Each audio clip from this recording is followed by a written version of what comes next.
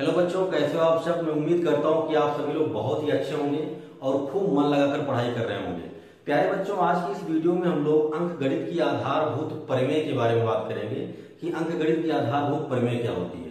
पिछले वीडियो में हम लोगों ने प्रश्नावली 1.1 के प्रश्नों को हल किया था, तो अगर आपने उस वीडियो को नहीं देखा है तो उसकी लिंक नीचे डिस्क्रिप्शन बॉक्स में मिल जाएगी, आप वहां से देख सकते हैं। तो चलिए आज की क्लास शुरू करते हैं। प्यारे बच्चों, अंकगणित की आधारभूत प्रमेय को समझने से पहले हम लोगों को दो छोटी छोटी बातें समझनी होंगी। पहली बात है कि अभाज्य संख्याएं क्या होती हैं और दूसरी बात है कि भाज्य संख्याएं क्या होती हैं। तो चलिए सबसे पहले हम लोग समझते हैं कि अभाज्य संख्याएं क्या होती हैं। अभाज्य संख्याओं की बात करें तो कहते हैं कि एक से बड़ी वे प्राकृतिक संख्याएं, एक से बड़ी वे सभी प्राकृतिक संख्याएं जो केवल और केवल एक से या स्वयं से विभाजित होती हैं, उन्हें हम लोग अभाज्य संख्याएं कहते हैं। मैं फिर से बोल दूं, एक से बड़ी वे सभी प्राकृतिक संख्याएं जो केवल और केवल एक से या तो स्वयं से विभाजित होती हैं, उन्हें हम लोग अभाज्य संख्याएं कहते हैं। जैसे जैसे 2, 3, 5, 7, 11, 13, 17, ये सभी क्या हैं? ये सभी अभाज्य संख्याएं हैं। क्यों? क्यों? अगर आप 2 में 1 से भाग करो तो ये कट जाएगा पूरी तरह से। अगर आप 2 में 2 से भाग करो तो ये पूरी तरह कट जाएगा। क्या 2 में 1 और 2 के अलावा किसी और संख्या से भाग कर सकते हैं? नहीं कर सकते हैं। तो परिभाषा ये कहती है कि एक से बड़ी हुई सभी प्राकृतिक संख्याएं जिसमें आप केवल एक से या तो उस संख्या से ही भाग कर सकते हो, किसी और संख्या से भाग नहीं कर सकते, उसे आप लोग क्या बोलोगे? अभाज्य संख्याएं बोलोगे। अब ऐसे 3 की बात कर लो, 3 में भी क्या होगा? या तो 1 से भाग कर सकते हो या तो 3 से कर सकते हो। ऐसे 5 की बात करो, 5 में भी क्या है?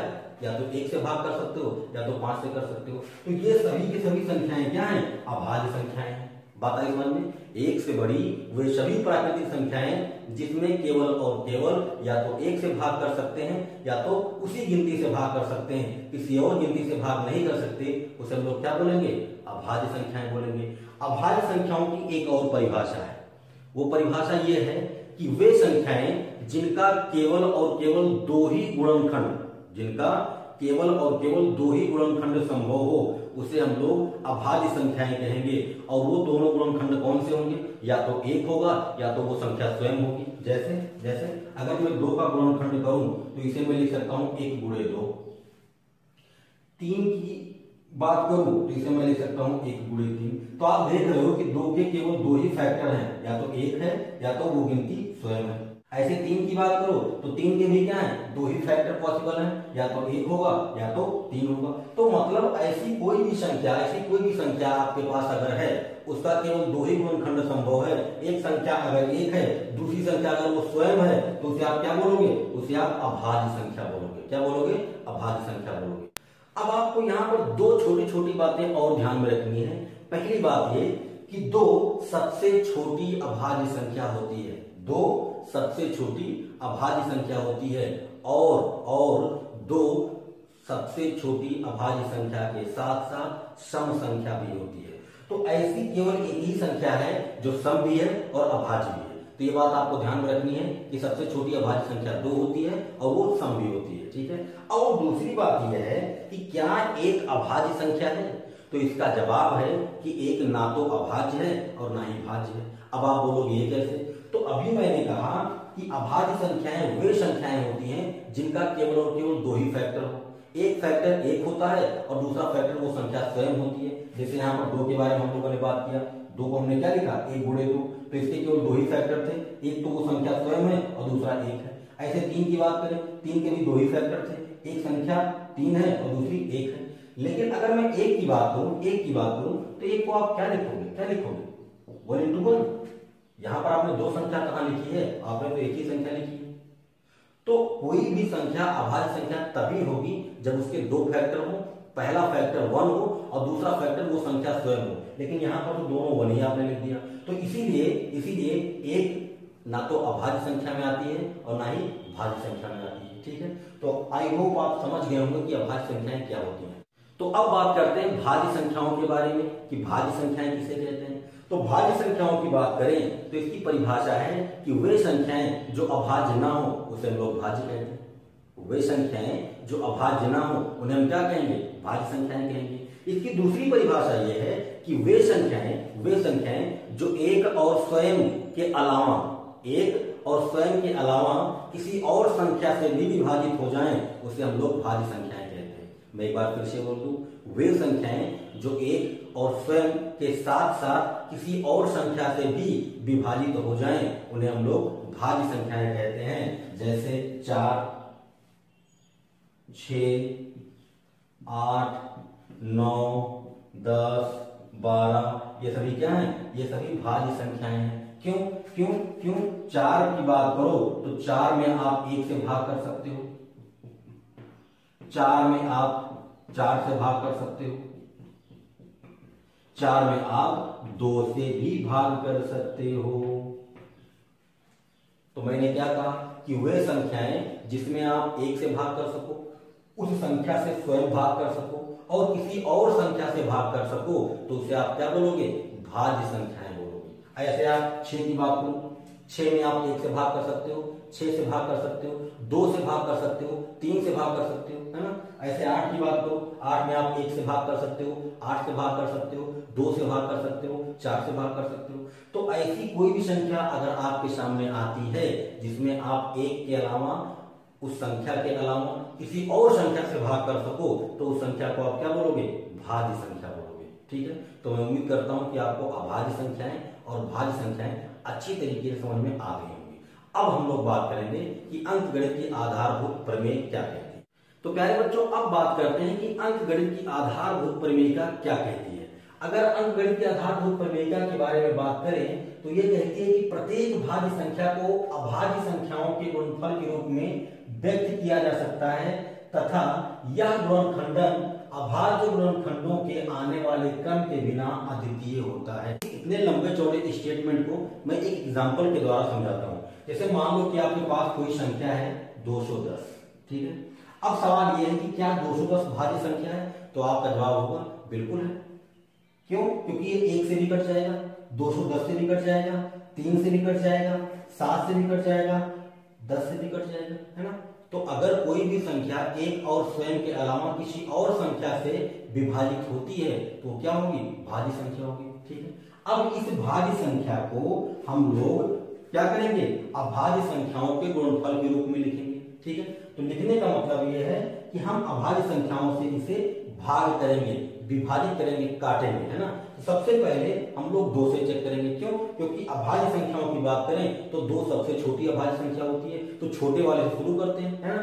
अब सवाल यह है कि क्या ये 2 से विभाजित होगा, बिल्कुल होगा। अगर आखिरी अंक पर 0 या कोई सम संख्या है तो वो संख्या 2 से विभाजित होती है। तो यहाँ पर 0 है तो ये 2 से विभाजित हो जाएगा, है ना। तो कर लो, क्या हो जाएगा, 2 एकम 2 और 2 पंचे 10। ठीक है, जब आप 210 में 2 से भाग करोगे तो 105 आएगा। ठीक है, अब आखिरी में तो 0 नहीं है, आखिरी में सम संख्या नहीं है, इसका मतलब ये 2 से नहीं कटेगा। ठीक है, तो अब किससे चेक करेंगे, अब 3 से चेक करेंगे। 3 से कोई भी संख्या तब विभाजित होती है जब उस संख्या के सभी अंकों का जोड़ 3 से विभाजित हो जाए। मतलब ये कि लिखा है 105, इन तीनों को जोड़ लो, जोड़ने के बाद आपको क्या मिला, 6 मिला। क्या 6 3 से कटेगा, बिल्कुल कट जाएगा, है ना, कट जाएगा। तो इसका मतलब ये संख्या 3 से कट जाएगी। ठीक है, तो काटते हैं, 3 3 9, 1 बढ़ गया, ये 15 हो गया, 3 बचे 15। ठीक है, अब 5 और 3 को जोड़ो, 8 आ गया, 8 तो 3 से कटेगा नहीं। ठीक है, तो इसका मतलब ये 3 से नहीं कटेगा। ठीक है, 2 से भी नहीं कटेगा। क्यों? क्योंकि लास्ट में 0 या सम संख्या नहीं है। तो अब 3 के बाद कौन सी भाज्य संख्या आती है, 5 आती है, 5 से चेक करेंगे। 5 से कोई भी भाज्य संख्या कट जाएगी, कब, जब आखिरी अंक या तो 0 हो या तो 5 हो। तो यहाँ पर आखिरी अंक 5 है तो ये 5 से कट जाएगी। ठीक है, तो 5 से 35। ठीक है, अब 7 की बात करें तो 7 तो केवल 7 से ही कटेगा, यहाँ पर 1 आ गया। जैसे ही आपका 1 आ जाएगा आपको ये प्रक्रिया रोक देनी है। ठीक है, इसके आगे आपको कुछ नहीं करना है। तो अब आप 210 को क्या लिख सकते हो, 210 को लिख सकते हो 2 गुणे 3 गुणे 5 गुणे 7। ठीक है, ये तो होगा भाई। 210 के जो अभाज्य गुणनखंड आए हैं वो कौन कौन से आए हैं, 2 3 5 और 7। अब प्रमेय के पहले लाइन की बात करते हैं। क्या कह रहा है कि प्रत्येक भाज्य संख्या को अभाज्य संख्याओं के गुणनफल के रूप में व्यक्त किया जा सकता है। तो प्रत्येक भाज्य संख्या को अभाज्य संख्याओं के गुणनफल के रूप में व्यक्त किया जा सकता है। ठीक है, अब दूसरी लाइन कहती है कि और यह गुणनखंडन अभाज्य संख्याओं के गुणनखंडों के आने वाले क्रम के बिना अद्वितीय होता है। कहने का कुल मतलब यह है कि जब आप 210 का गुणनखंड करोगे तो बताओ मुझे क्या इनका गुणनखंड 2, 3, 5, 7 के अलावा और कुछ हो सकता है? नहीं हो सकता। कहने का मतलब यह है कि जब आप 210 को अभाज्य संख्याओं के गुणनखंड के रूप में तोड़ोगे तो क्या आएंगे? 2, 3, 5, 7। क्या इनके अलावा और कोई अभाज्य संख्या आ सकती है? नहीं आ सकती है। तो स्टेटमेंट की दूसरी लाइन यही कहती है कि अगर आप किसी भाज्य संख्या को अभाज्य संख्याओं के गुणनखंड के रूप में तोड़ रहे हो, गुणनखंड के रूप में लिख रहे हो, तो किसी भाज्य संख्या के गुणनखंड जो होते हैं ना वो अद्वितीय होते हैं। उनके अलावा कोई गुणनखंड नहीं हो सकता उनका। 210 का गुणनखंड 2, 3, 5, 7 है तो यही रहेगा, इसके अलावा और कुछ नहीं हो सकता। ठीक है, तो पहली लाइन कहती है कि किसी भाज्य संख्या को आप अभाज्य संख्याओं के गुणनफल के रूप में लिख सकते हैं। तो यहाँ पर देखो मैंने 210 को 2 गुणे 3 गुणे 5 गुणे 7 लिख दिया। 2, 3, 5, 7 क्या है? अभाज्य संख्या है।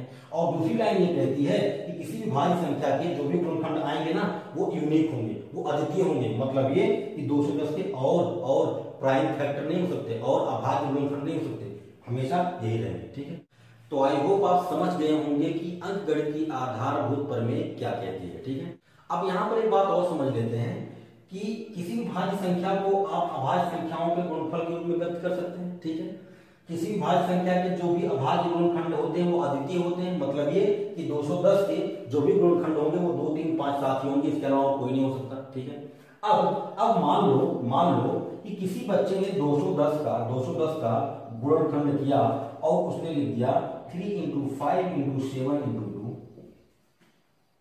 मान लो किसी ने लिख दिया कि 210 का गुणनखंड होता है 5 गुणे 3 गुणे 2 गुणे 7। मान लो किसी बच्चे ने लिख दिया कि 210 का गुणनखंड होता है 7 गुणे 2 गुणे 3 गुणे 5। तो यहां पर अगर आप देखें तो 210 का जिस बच्चे ने भी गुणनखंड किया है उसमें 2, 3, 5, 7 को ही लिखा है। इन्हीं चारों अभाज्य संख्याओं को लिखा है, किसी और को नहीं लिखा है। लेकिन इनमें से सही किसको माना जाए? तो जवाब है कि सभी के आंसर सही है, सभी के आंसर सही। तो अगर सभी बच्चों का आंसर सही है, सभी बच्चों का जवाब सही है, तो फिर लिखने का सही तरीका कौन सा है? तो फिर एक पैटर्न बनाया गया, एक तरीका बनाया गया कि जब भी आप किसी भाज्य संख्याओं का गुणनखंड करेंगे तो जो भी अभाज्य गुणनखंड आते हैं ना उनको आप बढ़ते हुए क्रम में लिखोगे, सबको आप बढ़ते हुए क्रम में लिखोगे। तो जब बच्चों को यह पता चला कि किसी भी संख्या का जब हम अभाज्य गुणनखंड करते हैं तो जो भी गुणनखंड आते हैं उनको हमें बढ़ते हुए क्रम में लिखना है, तो सभी बच्चों का जवाब क्या आएगा? 2 गुणे 3 गुणे 5 गुणे 7। अब कोई बच्चा ये नहीं लिखेगा, कोई बच्चा ये नहीं लिखेगा, कोई बच्चा ये नहीं लिखेगा।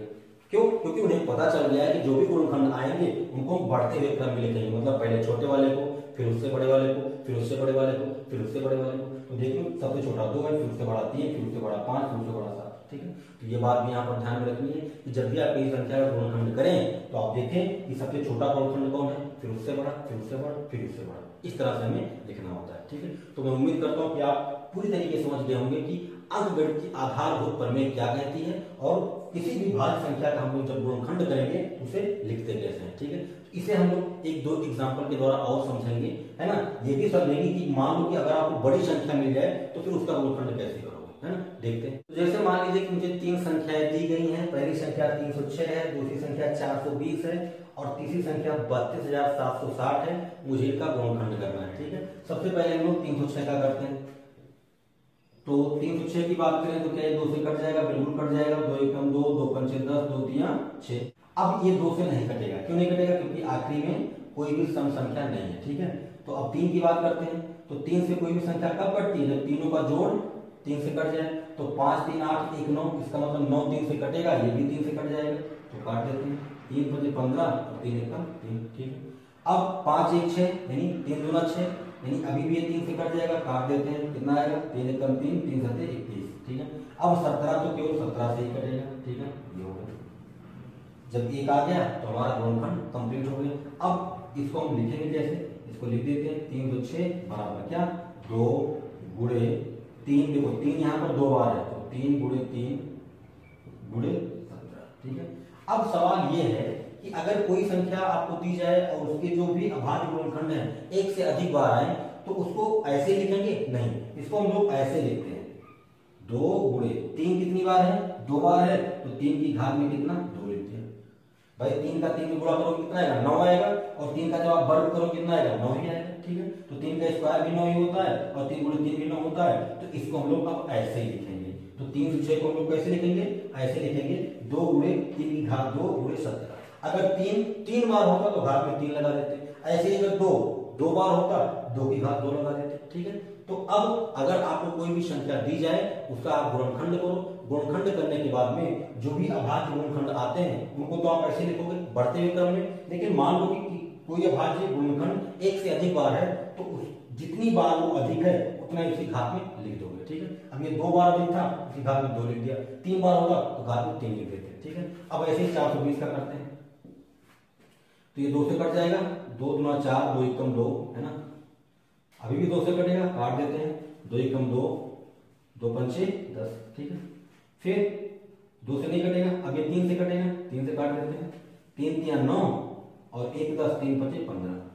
अब ये 3 से नहीं कटेगा, आखिरी में 5 है तो इसका मतलब ये 5 से कट जाएगा। ठीक है, कोई भी संख्या 5 से तब कटती है जब उसकी आखिरी गिनती या तो 5 हो या तो 0 हो। तो यहाँ पर 5 है, 5 आते 35। अब 7 किससे कटेगा, 7 से ही कटेगा, ये हो गया 1। ठीक है, अब 420 को कैसे लिखेंगे, लिख देते हैं 420 को कैसे लिखेंगे 2 गुणे 2। यहाँ पर देखो 2 बार है तो इसको हम लोग क्या करेंगे 2 की घात 2 लिख देंगे, जैसे यहाँ पर 3 की घात 2 लिख देते, फिर 3 आया 3 को लिख दिया, फिर 5 आया, फिर 7 आया। ठीक, ये हो गया। अब ऐसे ही 32,760 को करते हैं, तो ये 2 से कट जाएगा, बिल्कुल कट जाएगा, 2 एकम 2, 2 छक 12।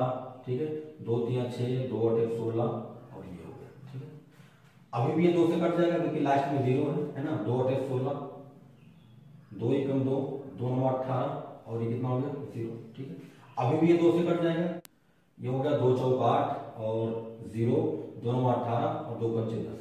यहाँ पर बात समझ में आई, देखो कर क्या रहे हैं 81 90 में हम लोग 2 से भाग कर रहे हैं। ठीक है, जब आपने 2 से भाग किया 2 चौक 8 हो गया, ये तो कट गया, 1 आया। अब 1 2 से छोटा है तो 9 को यहाँ पर उतारेंगे तो यहाँ पर एक 0 लगा देंगे, तो वही यहाँ पर 0 लगाएंगे, फिर 2 9 18, 1 बच गया, अब इस 0 को उतारोगे और 2 पंचे 10 हो गया, ये पूरा पूरा कट गया। ठीक है, तो ये आ गया।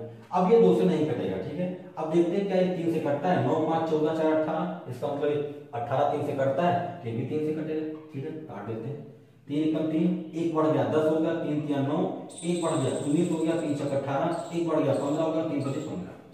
ठीक है, अब 6 5 11, 3 14, 1 15, अभी भी 3 से कट जाएगा, काट देते हैं, 3 चौक 12, 1 बढ़ गया 16 हो गया 16, 3 5 15, 1 बढ़ गया 3 5 15। ठीक, अब 5 5 10 4 14, अब ये 3 से नहीं कटेगा, अब ये 5 से कटेगा, क्यों, क्योंकि आखिरी में 5 है। ठीक है, काट देते हैं, 5 9 45 और 5 1 5।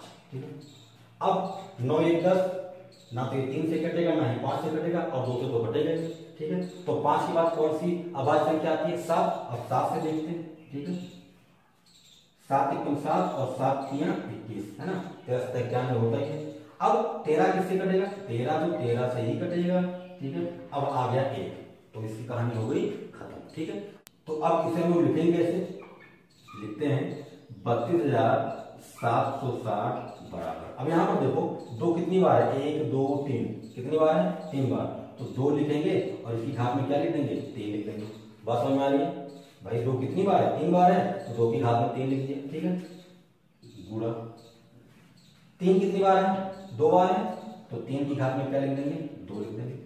कोई भी संख्या जितनी बार रिपीट होगी उतना ही उसके पावर में लिख देंगे। ठीक है, अब 5 एक ही बार है, 7 एक ही बार है और 13 एक ही बार है। ठीक है, तो ये हो गया 32,760 का गुणनखंड। ठीक है, तो मैं उम्मीद करता हूं कि आपको समझ में आ गया होगा कि किसी भी भाज्य संख्या का हम लोग गुणनखंड कैसे करेंगे और जब भी उसका गुणनखंड कर लेंगे तो उसके गुणनखंडों को हम लोग कैसे लिखेंगे।